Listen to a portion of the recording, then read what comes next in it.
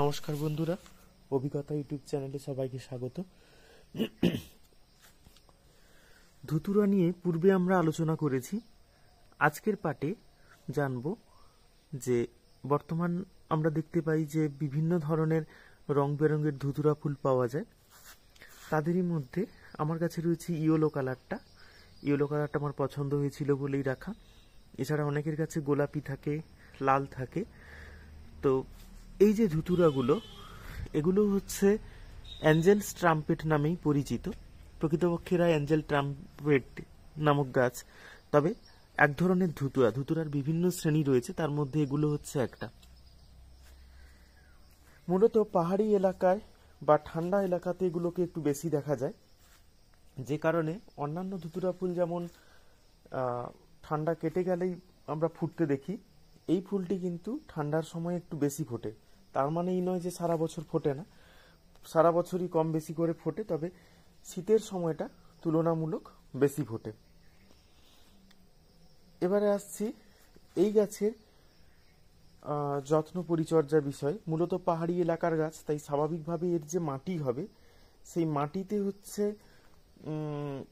কাঁকরের ভাগটা একটু রাখতে হবে।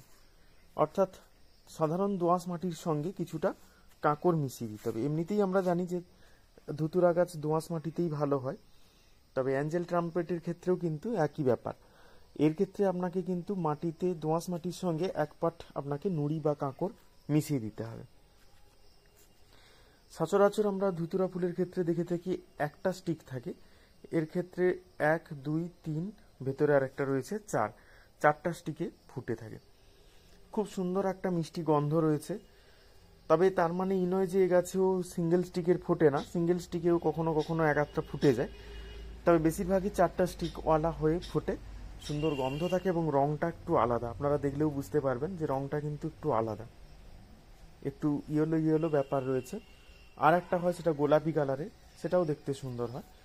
যাই হোক, এই গাছের সার ব্যবস্থাপনার ক্ষেত্রে যদি বলি, তাহলে এই গাছ কিন্তু খুব বেশি চ্যাপচ্যাপে জলযুক্ত মাটি কিন্তু পছন্দ করে না।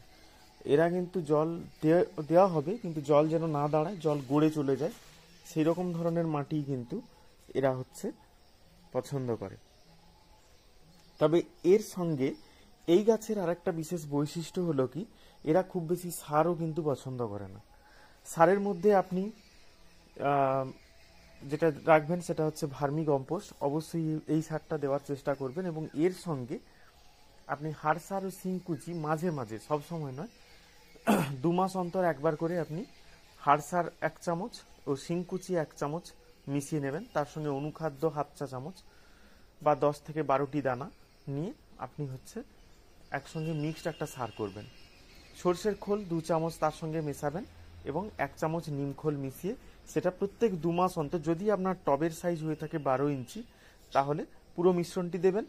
অন্যথায় এই মিশ্রণ থেকে 1 চা চামচ মিশ্রণ নিয়ে 10 ইঞ্চি টবের ক্ষেত্রে চারদিকে দেবেন। তবে আমি বলবো 12 ইঞ্চির টবেই রাখার চেষ্টা করবেন, আর চেষ্টা করবেন মাটির টবে লাগানোর।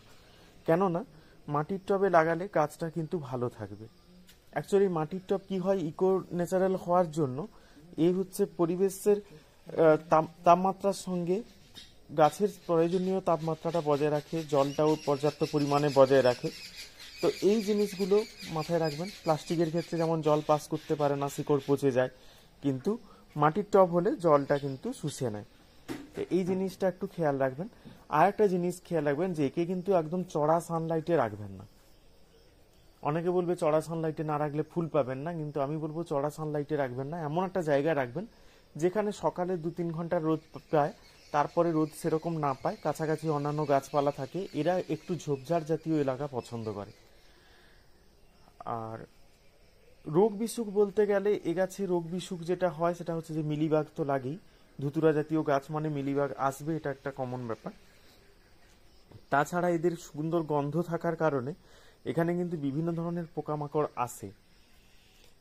আরও একটা বিষয় হয়, সেটা হচ্ছে হঠাৎ দেখবেন কোনো একটি পাতা এরকম কুঁকড়ে যাচ্ছে, সেক্ষেত্রে বুঝতে পারবেন যে এখানে কিন্তু চোষক জাতীয় যে সমস্ত পোকাগুলো হয়, লেদা পোকা, চোষক পোকা, নলি পোকা, এই টাইপের পোকাগুলো কিন্তু প্রচুর পরিমাণে আসে। তবে খুব বেশি ক্ষতিগ্রস্ত হয় এরা কিন্তু মিলিবাগের দ্বারা। মিলিবাগ হলে গাছ কিন্তু মারাও পর্যন্ত যেতে পারে, এরকম একটা সিচুয়েশন আছে। তো স্বাভাবিকভাবে যাতে রোগ না আসে, তাই শুরু থেকে আপনি যদি নিম অয়েল স্প্রে করে রাখেন, সেক্ষেত্রে কিন্তু আর রোগ আসার ব্যাপার নেই। আর তা না হলে আপনার বাড়িতে যদি কাকা থাকে, তাহলে কাকা আর হচ্ছে রোগর এই জাতীয় যে সার মানে কীটনাশকগুলো, এগুলো প্রত্যেক 5 দিন ছাড়া ছাড়া আপনি স্প্রে করে রাখতে পারেন, যদি পোকা আসতে দেখেন। অন্যথায় পোকা আসছে না, অযথা আপনার ওষুধ দেওয়ার কোনো প্রয়োজন নেই। কোনো একটা পাতাকে আপনি লক্ষ্য করেছেন, তখনই স্প্রে করবেন। মাকড়ে গাছেও লাগে কিন্তু, তবে মাকড় হচ্ছে মূলত পাতার রসটা খেয়ে চলে যায়, যে কারণে পাতা ক্ষতিগ্রস্ত হয়। তো স্বাভাবিকভাবে আপনি যদি মাকড়ের জন্য আমরা জানি কাকা দিলেই কাজ হয়, তো কাকা দিয়ে রাখবেন। আর নর্মালি আপনি যদি রোগর স্প্রে করে রাখেন, সেক্ষেত্রে আর পোকা আসার কোনো ব্যাপার নেই। আর যাদের কাছে এই সমস্ত কিছু নেই, আপনারা নিম অয়েল স্প্রে করে রাখুন। নিম অয়েল স্প্রে করে রাখলে এমনিতেই পোকা আসার প্রবণতাটা কমে যায়।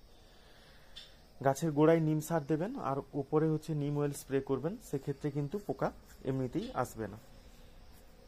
এছাড়া এ গাছে জল দেওয়া বলতে যেটা বলেছি, যে খুব বেশি জল দেবেন না, তবে মোটামুটি মাটির যাতে হালকা একটু ময়েশ্চার ব্যাপারটা বজায় থাকে, সেটা একটু লক্ষ্য রাখবেন। আর খুব বেশি রোদে রাখার দরকার নেই, খুব বেশি ছায়াযুক্ত স্থানে রাখার দরকার নেই। মোটামুটি এমন জায়গায় রাখবেন যেন রোদ এবং ছায়ার মধ্যে একটা সামঞ্জস্যতা বজায় থাকে। তো অ্যাঞ্জেল ট্রাম্পেটস বা পাহাড়ি ধুতরার গল্প এখানেই শেষ। যদি ভিডিওটি ভালো লেগে থাকে, তাহলে অবশ্যই ভিডিওটিকে লাইক করবেন, কমেন্ট করবেন, শেয়ার করবেন। এভাবে নিত্য নতুন আপডেট ভিডিও পাওয়ার জন্য এবং নিত্য নতুন ভিডিওগুলি পাওয়ার জন্য চ্যানেলটিকে সাবস্ক্রাইব করে দিয়ে পাশে থাকবেন। পাশে থাকা বেল নোটিফিকেশনটা অন করে দেবেন। ভিডিওটি ধৈর্য ধরে দেখার জন্য ধন্যবাদ।